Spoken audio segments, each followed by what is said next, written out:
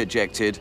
Captain Brian Udall of the US Air Force is unique. He survived ejection at over the speed of sound. He lived, but only just. People don't understand what wind does to someone at that speed. You stick your hand as you're driving down the highway, stick it out the car window, and it'll blow it back. And that's at 60 miles an hour. Imagine doing 800 miles an hour and what that will do. It starts ripping you apart. April 18th, 1989, and Udall and his weapons officer, Captain Dennis White, were assigned to fly their two-seat F-15 on a combat training mission. They were joined by another F-15 and took off from Seymour Johnson Air Force Base in North Carolina. They both flew out over the Atlantic Ocean and began an exercise, chasing each other around in tighter and tighter circles. My goal was just to do a nice 360-degree around the circle turn. I get about 90 degrees through the turn, we started hearing wind rushing over the canopy. And I was like, what's going on? We were going up over 600 knots at this point, right at the verge of supersonic. In a split second, Udall realized he was losing control of his F-15. I didn't know if I was upside down or right side up, and I had no way of telling where the nearest horizon was. From 17,000 feet to 10,000 feet went by in about 5 seconds. When I saw 10,000 feet go by, and we're now supersonic, coming up on 800 miles an hour, I commanded to bail out.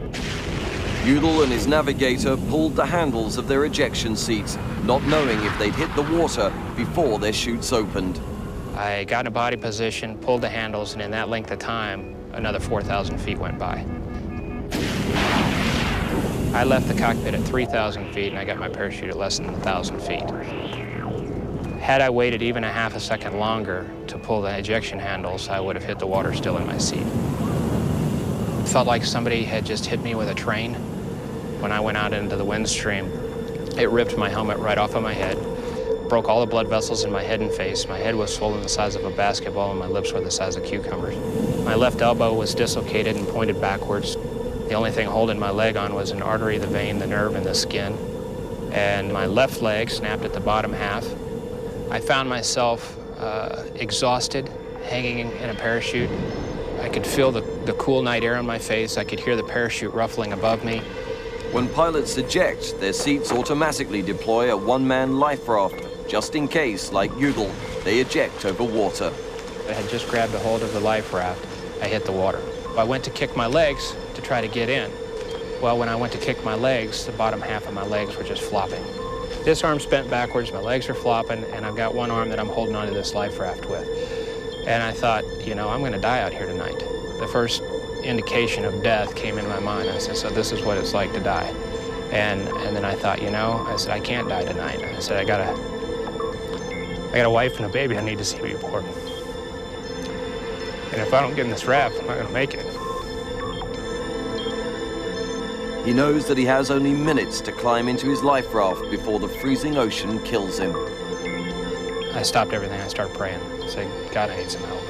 I tried one more time to get in the raft just by using my one arm without kicking my legs, and I managed to get right in. It took seconds for Udall to eject and hit the water, but it took 4 long hours for the first search and rescue planes to find him. At this point, I'm thinking I'm going home, so I can deal with whatever pain that I have to deal with because I know I'm going home. Up until now, he'd only been concerned with his own survival. When he finally reached hospital, his thoughts turned to his navigator. The next day, around noon, they came in and they told me that they had found his body, that he had been killed instantly upon ejection. And that was a tough thing. When you make that decision to eject, you're doing it to try to save your life. And when one guy doesn't make it, it's pretty tough.